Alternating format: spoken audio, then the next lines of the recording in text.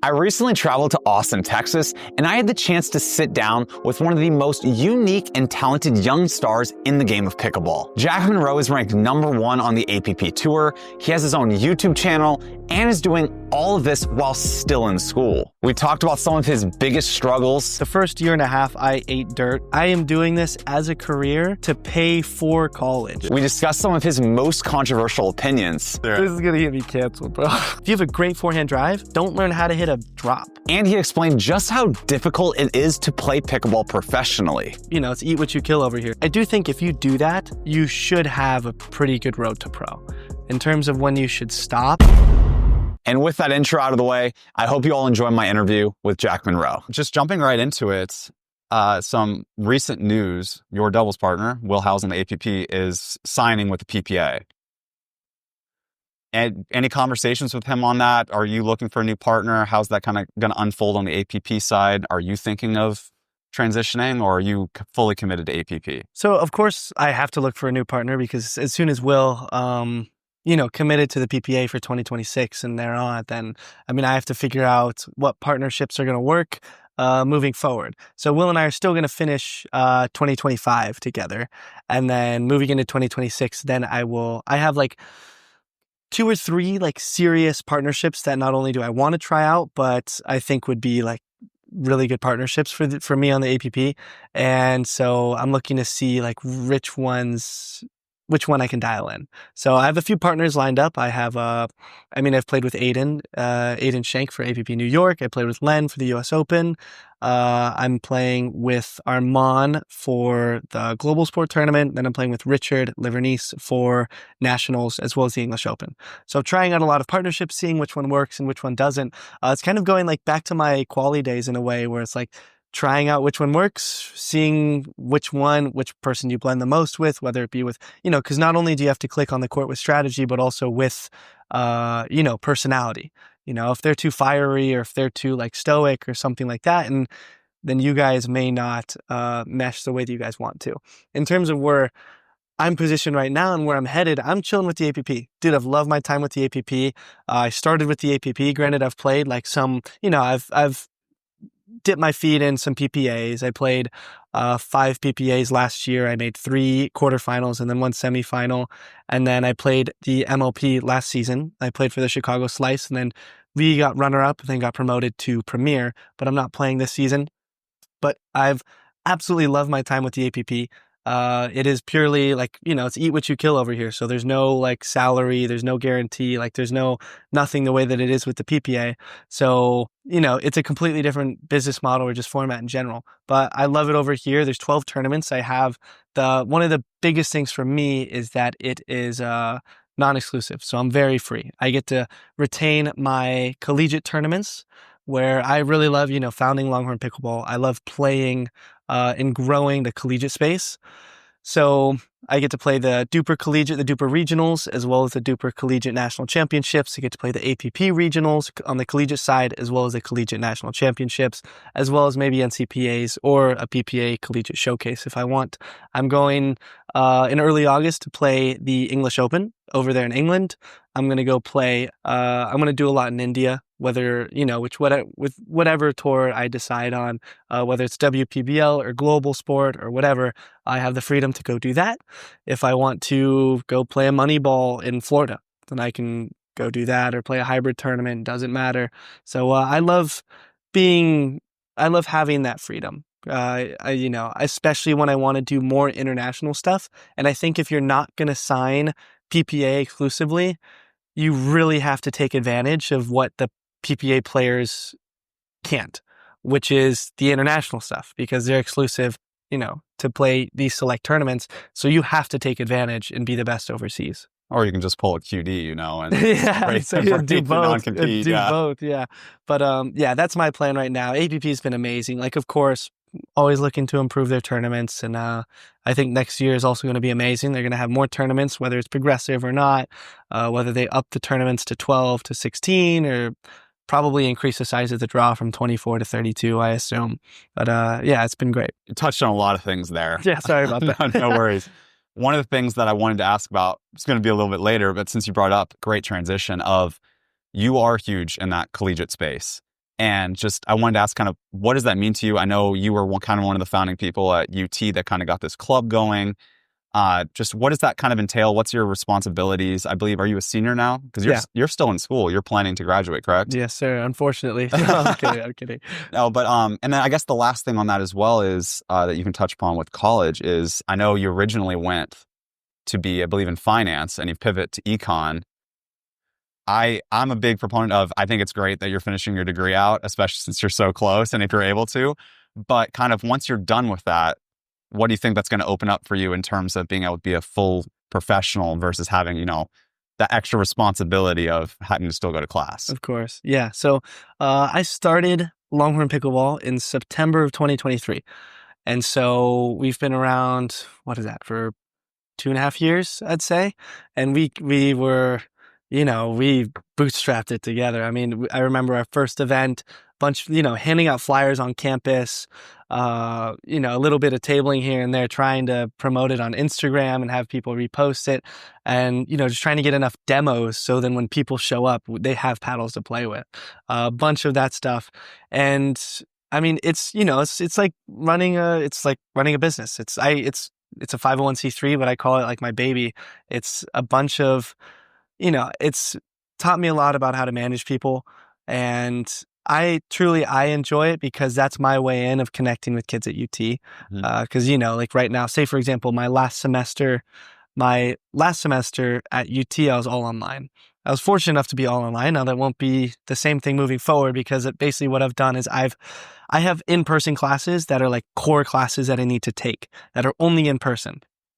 And there's no way around. I've emailed the teachers and they're like, no, like you need to be in person for this. And I'm like, dude, like, please help me out. And they're like, I'm sorry, I wish I could, but I can't.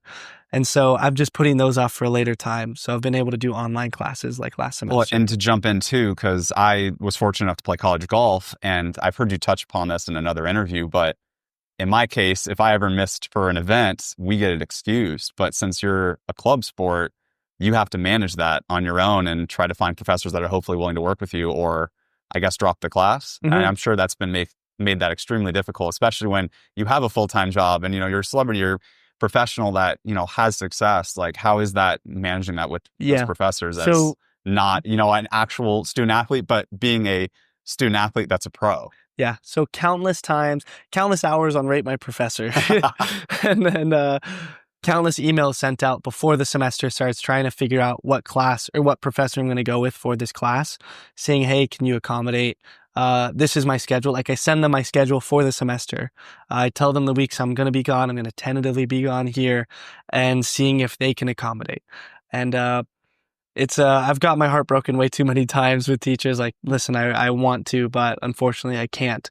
But yeah, that's why online classes is very important for me, because I try to stress, like, dude, I am doing this as a career to pay for college. Yeah. Like, if I do not do school, then like what? Like, if I need pickleball in order to pay for this. So if I don't do pickleball, then how am I going to pay for this? That's the route I try to take with them. And I try to like reason it, as well as prove to them, I'm not just like a pro or like semi-pro. Like, I am a pro. Like, I'm deep into the sport. And even though the sport isn't sponsored or sanctioned by the school, it still deserves some recognition by the teacher. But yeah, that has been fun. I love playing collegiate tournaments because it's Longhorn Pickleball is where I've met like all of my friends from UT, to be quite honest. Like, starting that club has been so important for me because, when I'm taking classes online or when I'm just going in and out of class, just trying to get in and out as quick as possible because I have a bunch of different obligations during the day and I can't do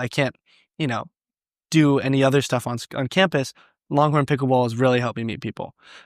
So that's been super helpful. I've also seen so many relationships. Like, I've connected just people on the court and now they're like boyfriend, girlfriend, and now like I'm like best friends with a bunch of people that I met through Longhorn Pickleball. And it's cool seeing all of that come together. In terms of like competition, yeah, we have a social side, we have a competitive side. The competitive side is like 8 or 12 people.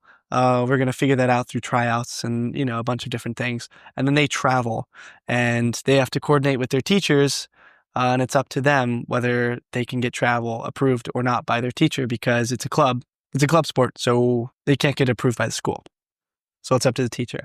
And then the social side is more fun. So now, like, after growing it out, we have we host it twice a month. We call it social nights, and we have like a DJ, food, amazing atmosphere. I run live balls, and it's just fun. It's like a bunch of, whether you're a novice or a 4-5, you can just come out, and like, it's amazing vibes. It's more so meet people, have fun. That's awesome to hear, and how passionate you are about that club.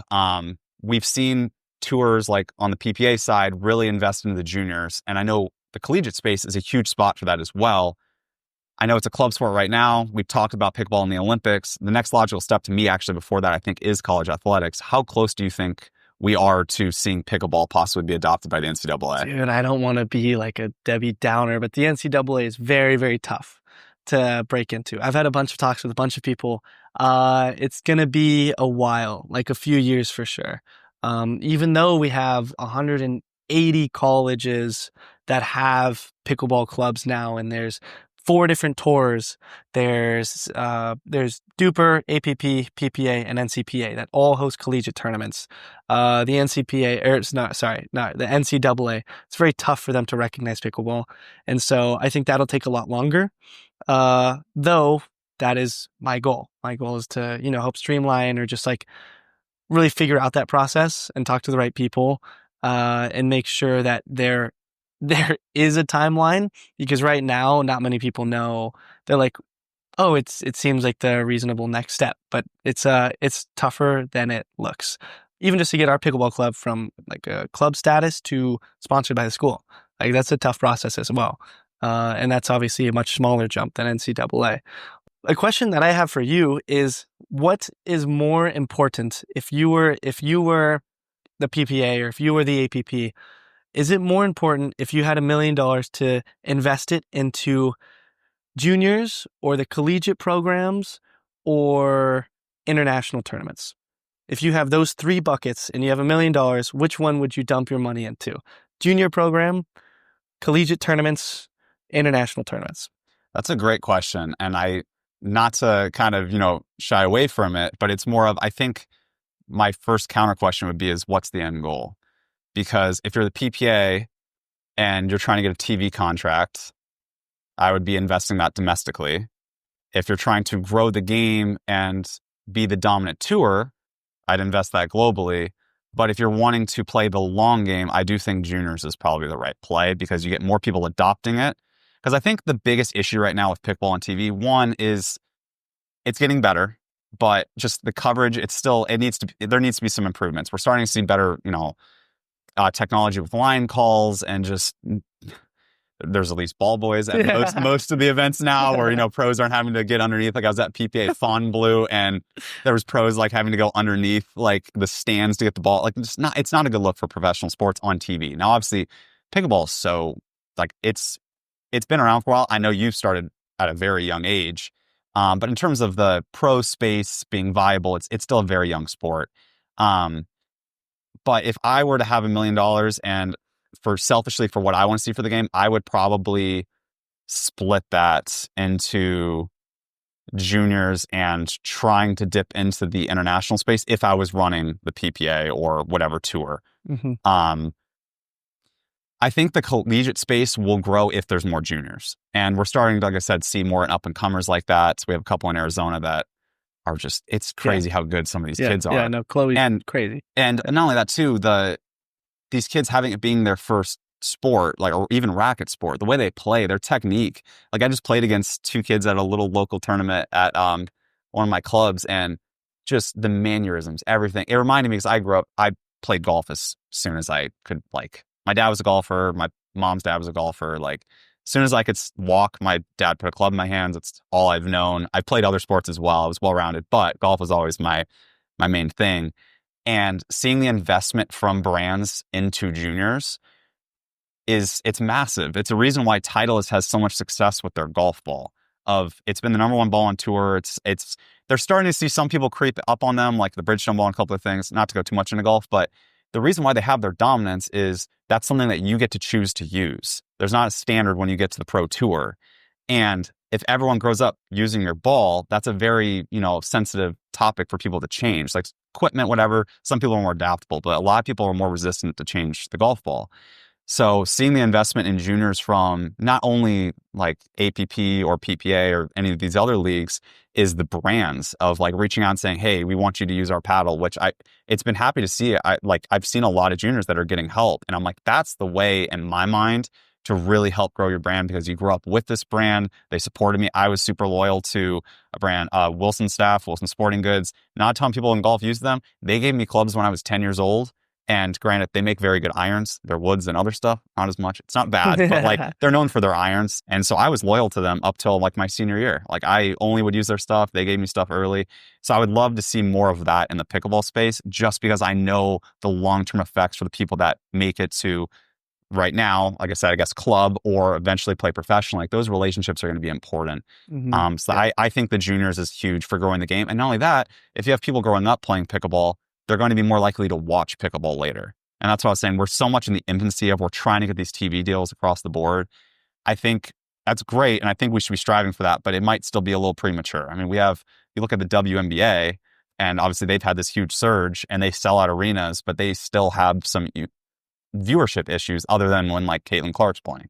So it's just, I think it's in a unique space of where there's going to be some growing pains. We have to figure out where it's going to go. I think pickleball TV and like kind of avenues like that is a great idea. But yeah, I would love to see that investment go probably to juniors. Mostly. No, that's a good take. And that's why my end goal, like say once I'm 30 or once I'm out of pickleball professionally, is to start an academy. I mean, I think the academy, like I want to create the IMG of pickleball. That's like my end goal long-term is to do that. And in terms of like a true pipeline, yes, I've talked to some people at Duper and they want the collegiate program to be the pipeline to MLP and to PPA.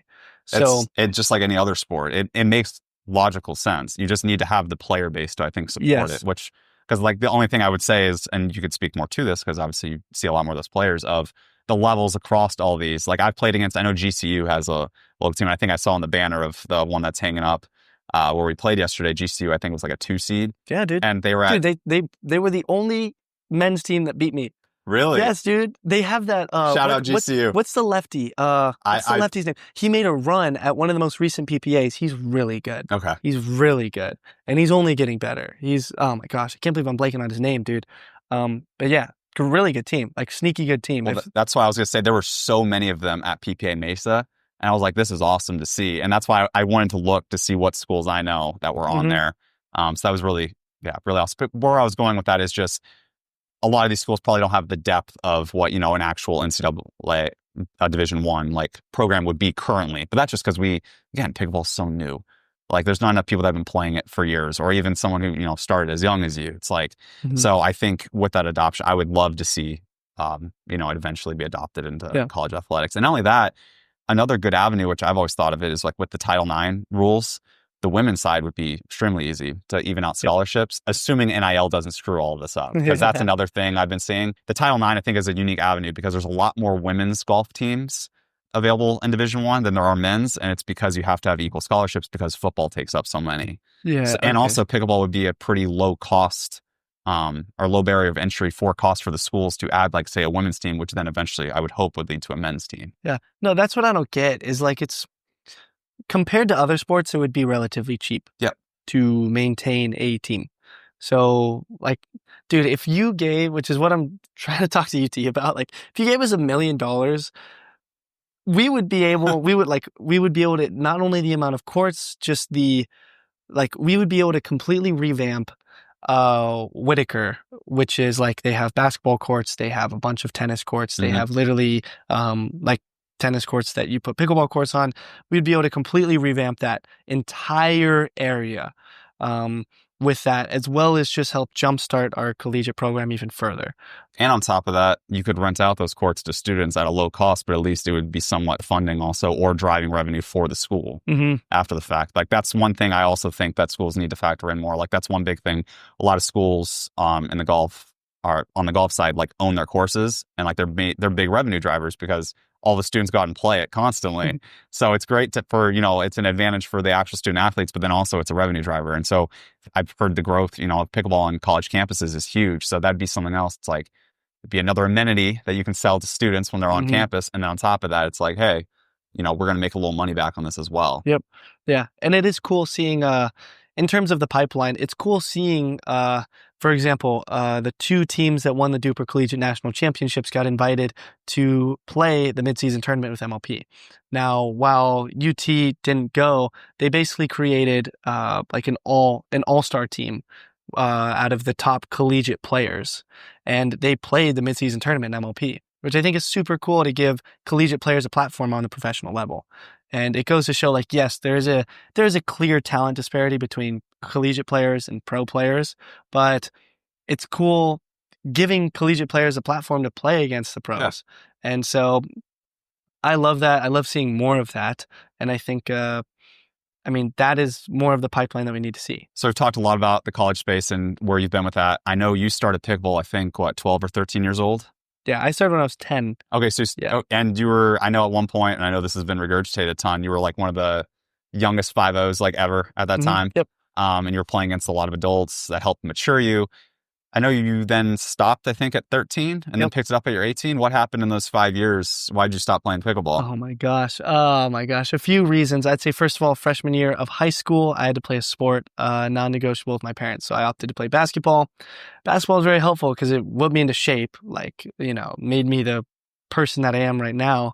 It also helped me, maintain friendships and relationships with people at the school rather than being a home school where, you're kind of like, you don't get that social aspect. And you can tell by even a lot of the pickleball players who were homeschooled, it's like slightly different in terms of, their communication or the social side of things. So that, and then like I did, and it was just playing basketball in high school is fun. Like friends for life I've made through there. Yes, it was during COVID and that wiped out a year of it, but it was still like super important to play. Looking back and thinking like, oh my gosh, imagine if I just stuck with pickleball, like I'd be Ben Johns 2.0. The first year coming back when I was like 18, coming back into the sport, that was when I had nightmares about it. Like, why didn't I stick to this sport? Like, I'm already here. I'm already a 5-0 or trying to qualify. Imagine if I played for 5 extra years. Yeah. But now, since everything's came to fruition, I've just been able to, now I don't have nightmares about it anymore. But yeah, we'll say a mix of parents. And then I also agreed on it because I was like, yeah, I want to play high school basketball. Like, of course I will. So did you just like not touch a paddle at all? No, wow. Literally did not touch paddle. When I graduated, when I was 18, and I, started playing pickleball recreationally just with some friends again, picked up a paddle. I was like, what is this Volair? Like, I'm so used to, there was Engage, Paddle Tech, and Selkirk. Like those, and then there was ProLite. I was going to just shout out ProLite because I have somebody that's in my my actual job. That's what he had been playing for forever, and ironically had played with Zane up in Wisconsin. Has some family friends up there.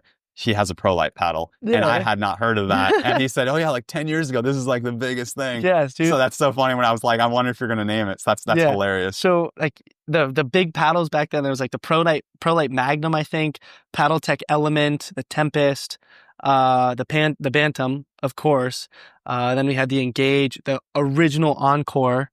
Then they made the Dual Core, and then with Selkirk, they were just starting to come out with the Invicta. Yeah. And so like those were them. But then I remember I picked up even before Volair, I picked up an Electrum back when Electrum was it, and I was like, what is this like carbon fiber? Like, what is this?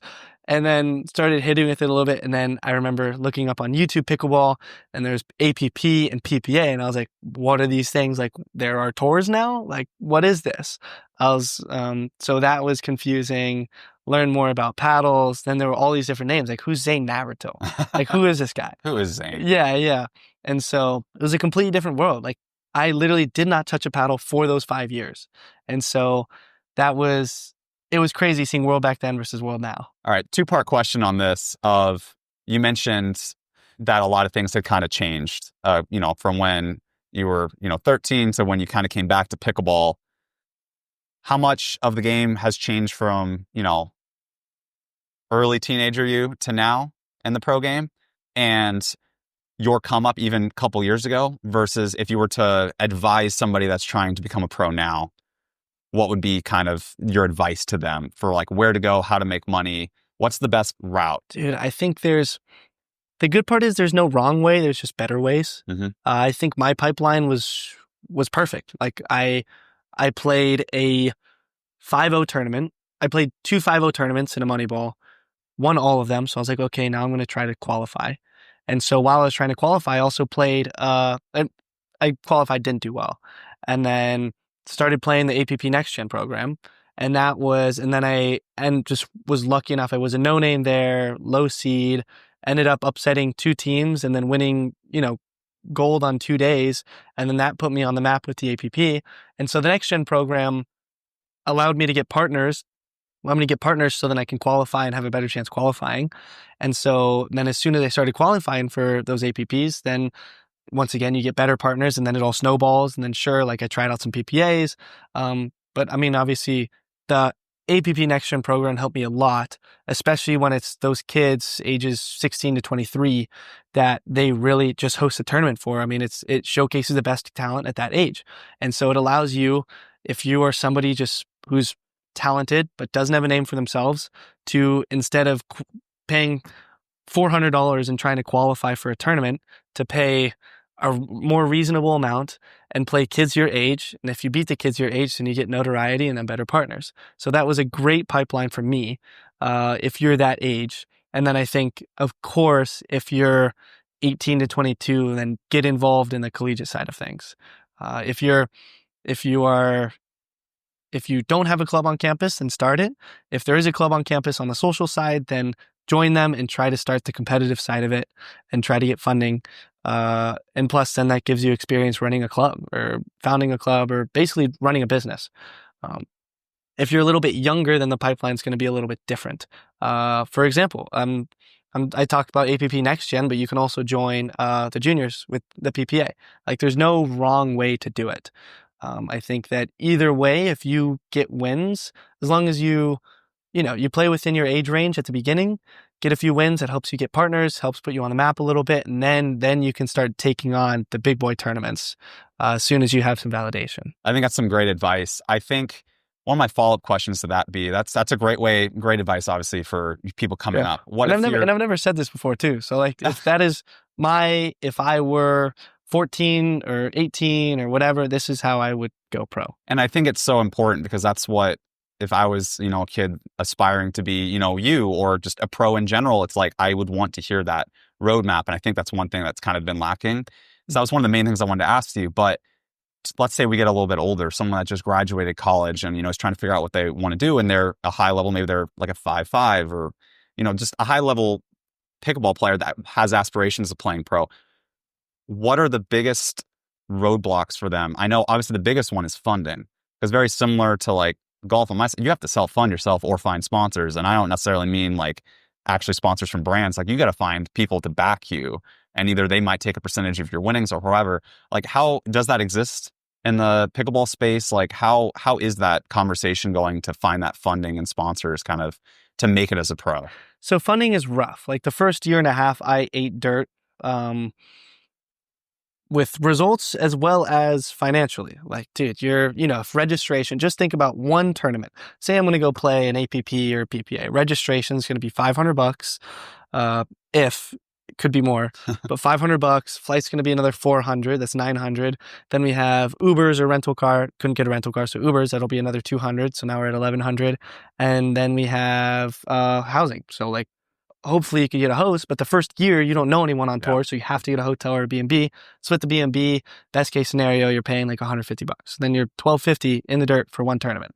That one tournament you can play trying to qualify. You can lose first round qualifying, and you're done. You're wiped, and now all that money's down the drain. It's rough. So if you want to do 12 of those a year, one of those a month, then it adds up to a number. In terms of how I funded it, I obviously had some money saved up in the bank that I helped use to travel, but I was also lucky enough to have some parents that were able to push me to do it. Like, they wanted me to do it. They were like, as long as school is number one, then we will help you do this too. So it was just a handshake between them and I. Like, this is something that they also want.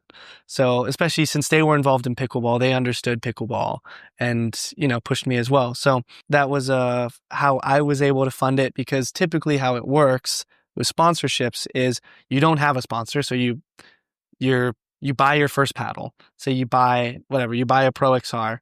You're a 5.5. You buy a Pro XR, you pay the $300, you win a few money balls, or you do good in an X Gen or something, or you get you qualify for a tournament or something, then you're able to then just get free paddles. So now you get free paddles. That's your first sponsorship.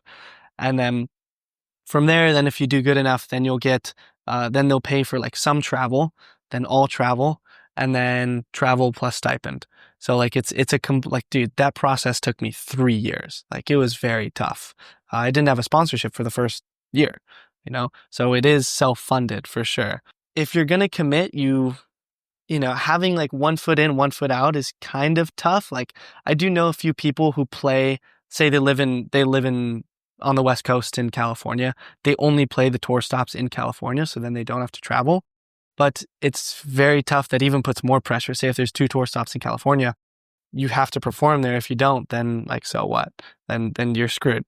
So I'd say if you are a 5.0 or a 5.5 and you're trying to travel, a good thing to do is just teach lessons to help pay for that, or have some sort of, it sounds easier said than done, but have some sort of side income to help fund that.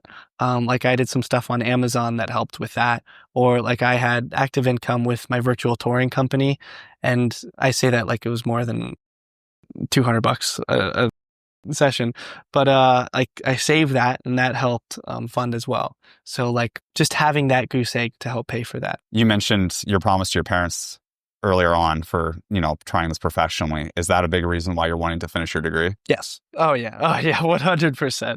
I love UT. UT is a phenomenal school, so it's worthwhile to finish my degree. But yes, I have an oath with my parents to make sure that it's done. And now it's at the point where I can talk through this, and to be honest, I haven't talked through this yet either, so you're getting a bunch of nuance. But when I transferred from ACC to UT, it was okay, I'm just going to drill pickleball. I'm going to I'm traveling for pickleball, but grades is the most important thing. And I was parents, yes, grades, most important thing. And then as soon as I started doing better in pickleball, I was okay, let's just get Bs. Just need to graduate. Let's just get Bs. Need to graduate. And so slowly as pickleball took off, the need for 4.0 GPA slowly started to tick down. So now I'm at the point where it's I haven't ever gotten a C, but it is just get Bs, just pass. And also the timeline does not matter. So it does not have to be yes, I'm lucky enough to be ahead of schedule because, some AP credits transfer or whatever, but it doesn't matter if you graduate when you're 24. As long as you graduate, it is okay, assuming pickleball is still there doing well.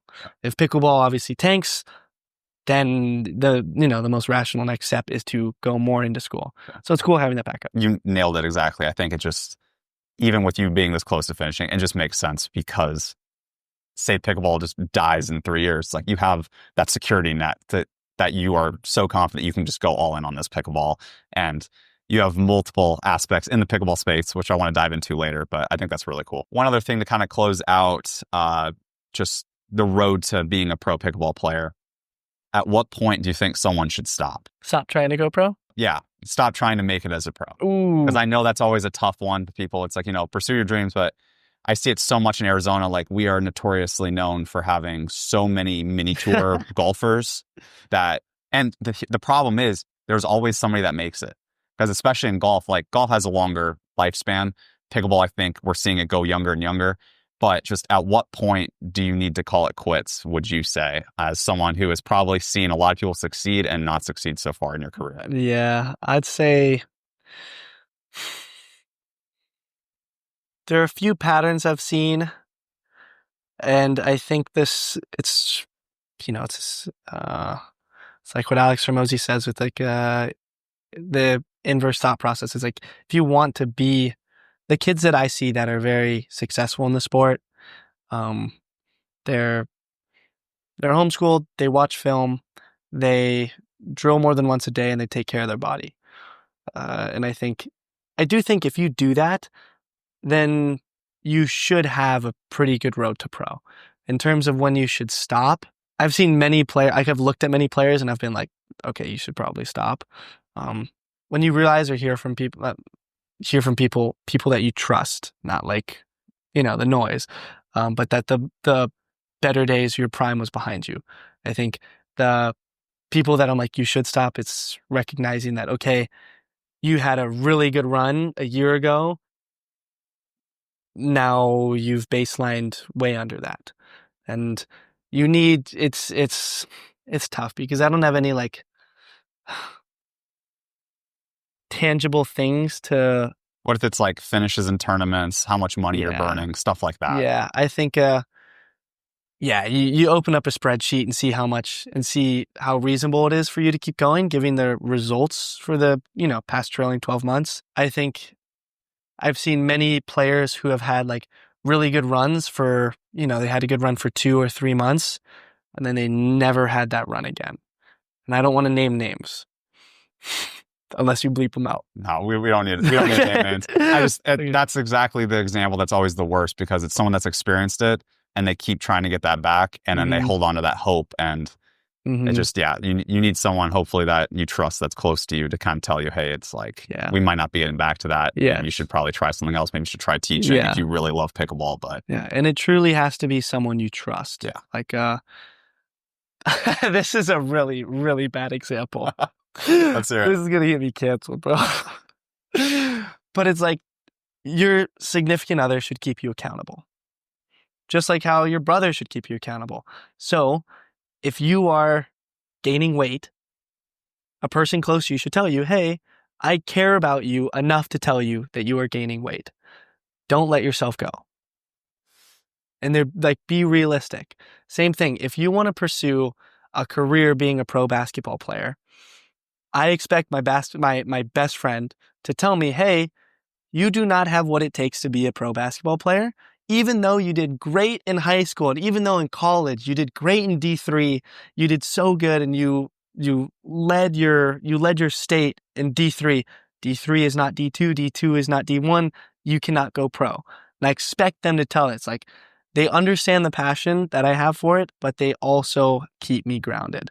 And so I think you need a circle of even 2 or 3 people close to you that can tell you anything and you actually be receptive to it. Because you always have people that are like, stop it, like you need to stop, the best is behind you. And then like, sure, let all of that go.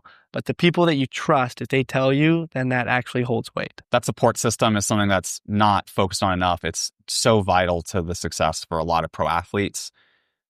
However, there's also intangibles. So one thing I wanted to ask you is what's one thing or what's the biggest characteristic about yourself that you believe helps you stand out in the pro pickleball space that has led to some of your success? Oh, dude, this is easy because it's so true. Like, I think, it's my head. I think everything, since high school and the way that my mind was curated, everything for me is patterns, everything is systems. And so whenever I'm on the pickleball court, whenever I'm doing everything, I think about that. And I'm not irrational when I think. I don't get like a ball in the mid court and I just fire away because no, I have impulse control.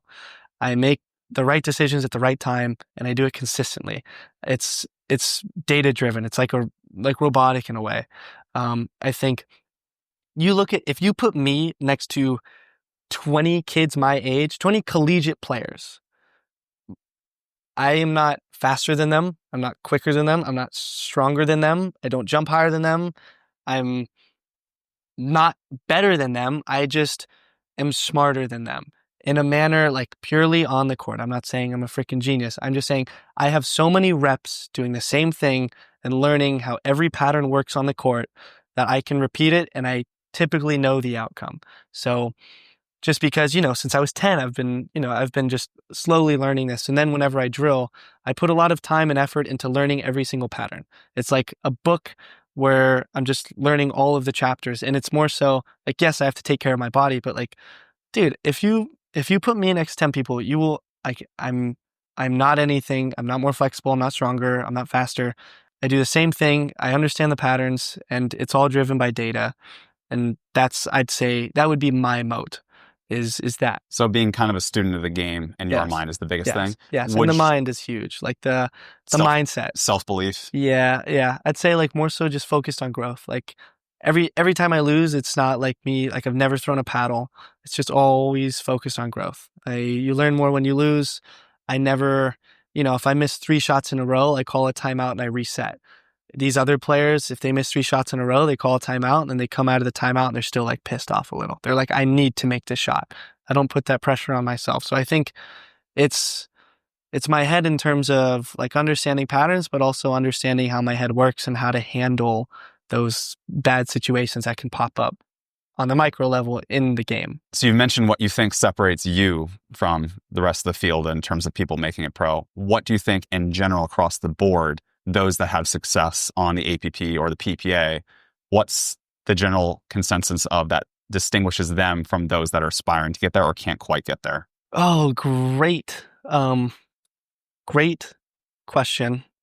Phenomenal question. And I actually think about this all the time. I think you can be, and this is a hot take. I think you can be a top 10 player by focusing more on strengthening your strengths than strengthening your weaknesses. Great example. I mean, sure, I'll name pros because they know, like, they're freaking phenomenal. Gabe Tardio, forehands everything. His backhand dink is not as good as another right side player's backhand dink, but because his forehand dink is so good and he knows how to use it, it is so much better than focusing on improving his backhand dink. Or Thomas Wilson, one of the best forehands, runs around every single backhand. Tyson McGuffin, when he's playing singles, how often do you see him hit a backhand drive? Never, because his forehand is so good and he's a top 10 singles player just because of his forehand. So you can be a top player by strengthening your strengths rather than being well-rounded. And I'm not saying, like, I'm saying that if you want to niche down, if you want to be a right side player, if you want to be, if you want to be a flex left side player or a left right player, then of course you have to improve every aspect of your game. But if you want to grow faster, then niching down works. So like that's exactly what I did. I was a lefty. I really honed in on understanding the 3 patterns that work on the left side and stacking and only playing these 3 patterns. And that improved my game more substantially and helped me find partners faster because they understand my role. It's not like I'm a flex. It's not like that. Like I am a right side specialist. So I'd say focus on strengthening your strengths. If you have a good backhand flick, learn the patterns that set up your backhand flick. If you have a really good forehand drive, learn a good serve and learn how to poach so then you can set yourself up with your forehand drive. If you have a great forehand drive, don't learn how to hit a drop, like lean in on hitting the forehand drive. So that's what I'd say. I definitely fully agree with that. We've seen, not to keep drawing parallels to golf, it's what I know best. And I definitely don't know nearly as much as you in the pickleball space, but that's what we've seen in the analytics side in golf as well, is those that have that strength, doubling down on that. That's actually better than trying to be a more well-rounded player. So it's kind of neat to see that spreading across not only, like I said, my original sport, but also now in pickleball, and just kind of hearing more people kind of talk about that and seeing those end results as well about those that truly master one thing and do it better than anybody else. Yeah, dude, I've said a bunch of stuff on here that I've never said before. I say we lock this video behind a paywall and then split it. No, I'm kidding. One thing you touched upon, which is something I really wanted to dive into, and I know you got injured, which is why you became a lefty. You're actually a righty. You decided to play left, but you do hit shots right-handed. You have the ability to do that. I believe you still serve right-handed sometimes. Yep. The bigger question I have with that's something I've always struggled with. I'm right-handed. I play terrible with a lefty on the right side. And I know Ben Johns has gone on record and has said multiple times of having a lefty on the right side is a cheat code, would probably be the best end result. And we've seen him kind of mess around with some partners with that. My question that is just the basis of this question is, how do you know who takes middle? Because there has to be a dominant on the court. You can't both be dominants. And if both your forehands are there, it seems like even with great partnerships, you're going to clink paddles occasionally. So just because of reach. So how does that balance? I know obviously you did this with Will Howells. You guys had a ton of success. So just could you walk me through just how that partnership and strategy works with having two forehands in the middle? Yeah. So I think there's 3 ways to play pickleball when you have a lefty or even a right side. But there's 3 ways to play pickleball in general. You have alpha left, beta right, alpha right, beta left, which you rarely ever see, or a fluid 60-40 exchange based off the pattern. And a great example of that is Andre Deascu and Christian Alshon. Mm-hmm. Christian sometimes shades middle aggressively, playing a 60-40, specifically to take backhand volleys out of the air and speed up. But then when the pattern shifts, then Andre tends to cup dink middle or all of that. So I think that's the most, if you have the highest ceiling when you can fluidly shift between a 60-40 exchange between left side or right side based on the pattern. So in terms of who has middle, once again, depends on the pattern. So I think just as an example, if you're speeding up, the ball's in front of you and you're playing with the lefty, then if you're on the left side and you're a righty, then you have to sit backhand. Then your lefty's going to cover middle. Or if a ball's sped up, the most difficult pattern is when it's a middle speed up to middle, because then there truly are 2 forehands. And I think it varies off of positioning on where each person is. One person will typically be detached from the kitchen line, and that's typically going to be the lefty in that situation, because if the person's speeding up from the middle, it's going to be the person on the left side of that court. That's going to be their forehand. It's typically easier for them to go inside in than inside out. So to give you more time, the lefty on the right side is going to back up. So the person who would have middle would be the person closing, which would be the left side person in that case. But the short answer is it always depends on the pattern. The easiest answer would be if you're cross court to the ball, then you take middle with your forehand. If you are in front of the ball, then just sit backhand. Yeah, that's something I very specifically wanted to ask you, because I struggle immensely with lefties, and just in theory, as you know, someone as an amateur, like I'm like a 4-3, 4-4 player.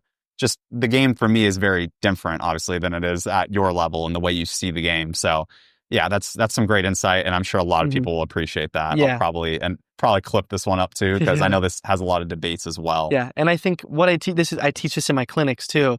So once again, more free value. But if you are playing with a lefty who has middle, that question, both of you just go for it. The amount of times you clank paddles versus one of you just gets it before the other one is like, it's not even sure. You'll clank paddles 1 out of 10 times, 2 out of 10 times. And even if you clank paddles, it still may go in. So both of you just commit to it. Like, that's the short answer. Because if they speed up a ball middle and none of you guys go for it, you think the other person is going to go for it, and both of you guys think that, then it's winner, winner, winner, winner, winner 10 times. If both you guys go for it, then we know that at least one of you guys will be on it, and hopefully the timing will be slightly different, because as we talked about, one person's typically attached to the kitchen line, one person may be backing up a little bit. So your swing path will be slightly different timing. So, and then if the times you do clash, then all it does is, like, if I clash here, all it does is hit my paddle further.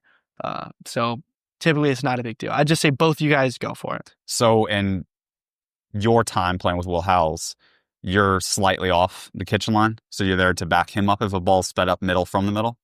Yeah, and you can tell by my game. You can just watch gameplay. Like, I'm more likely, because I do, just off of my game style, I prefer, which I think I'm saying the game it's split in this regard, but I'm a firm believer that more is going to happen off the bounce in the future. Some people definitely disagree and say more out of the air is the future. Why is that? Because the ball, like, you can do more off the bounce, because you can hit roll, like, you can't hit a roll volley as like a sharp winner cross court as consistently as you can off the bounce. And when it bounces, if you're chasing trash, if it bounces, it's going to bounce higher than when you make contact as a volley. So, and you can also mistime your opponents with an off pace a lot easier. I like to use the dead spot on my paddle for speed up, so I can full power, I can go for a bag, or I can off pace. So you have just so many more options off the bounce. So that's why I like to, I'll take a step off the line. It's not for like reaction speed or whatever. It's just because like, give me more space to let the ball bounce, and then I'll just then that I feel like I have more options. If I take it out of the air, like I'm fine taking it out of the air. Like I have a flick, I have like multiple options with a flick. I can lob, I can, just slice dink back. But off the bounce, you just have more options. I love that. That's something that couple local rec players at one of the places I play, the local pro has been telling them to take that extra step back. And that's something I've always have loved, especially when a ball lands like high middle, is it gives you a chance to kind of look out of your peripheral vision to see where everyone stops, and it gives you more options to play. So I love hearing that. Yes, dude, that's some 5-0 right there. Maybe eventually.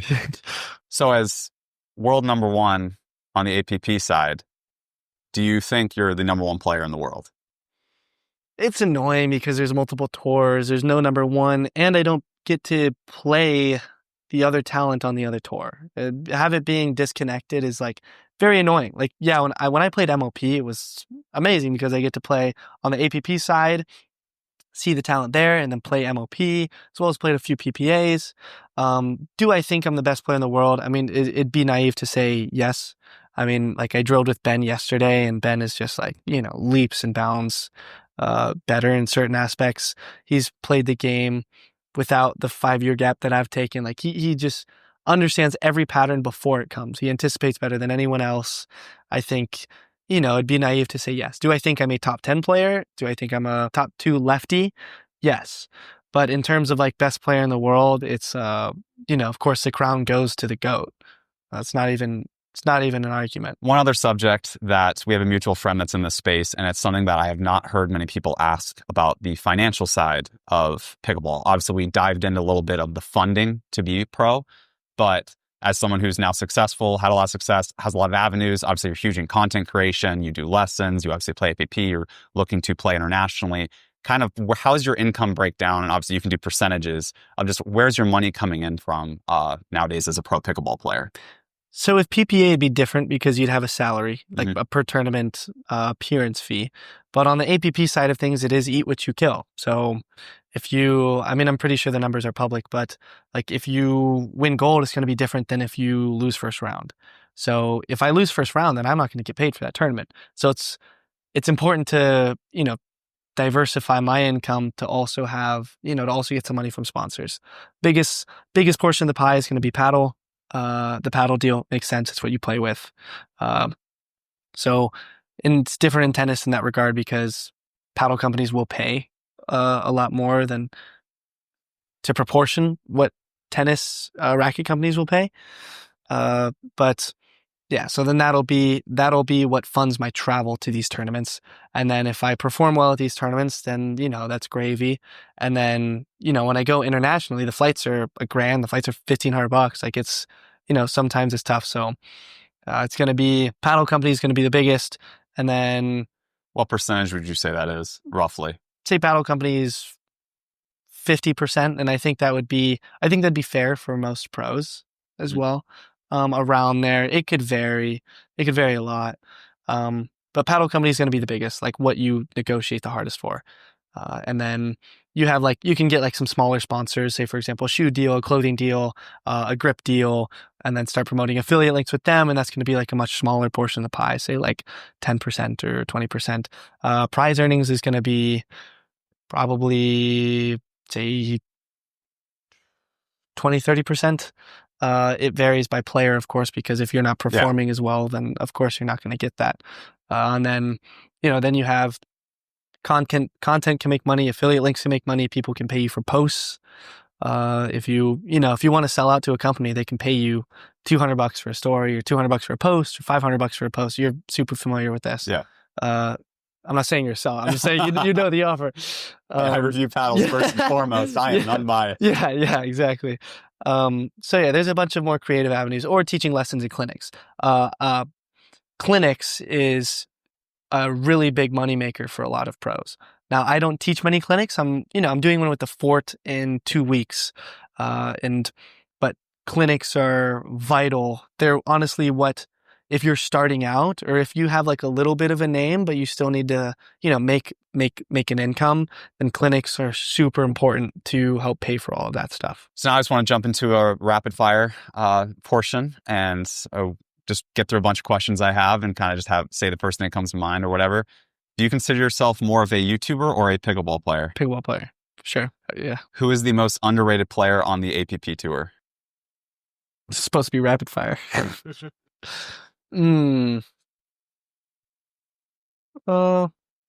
Richard Livernice, Mark Dancourt.